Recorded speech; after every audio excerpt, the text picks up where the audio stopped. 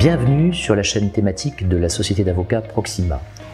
Aujourd'hui, nous allons parler d'un thème un peu spécifique qui est celui du dommage et celui du préjudice. Qu'est-ce qu'être victime d'un dommage? C'est à la fois parfois avoir une souffrance physique, une souffrance psychique, c'est bien souvent avoir perdu certaines capacités cognitives.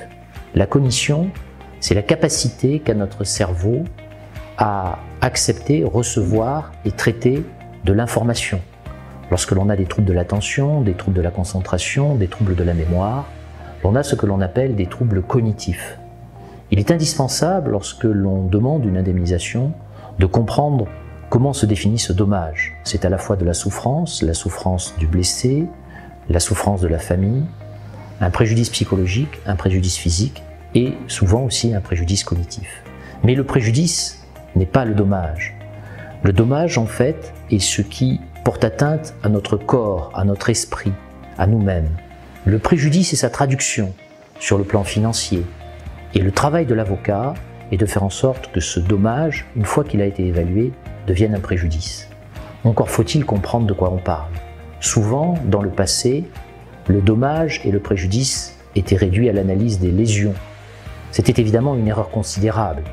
Aujourd'hui, des méthodes modernes d'évaluation permettent de comprendre que le préjudice, c'est aussi l'évaluation des difficultés qu'a une personne blessée, après les rééducations, à interagir avec son environnement, ne serait-ce qu'à se mouvoir, à atteindre le centre de la ville, à accéder à un cinéma, mais aussi à vivre son quotidien.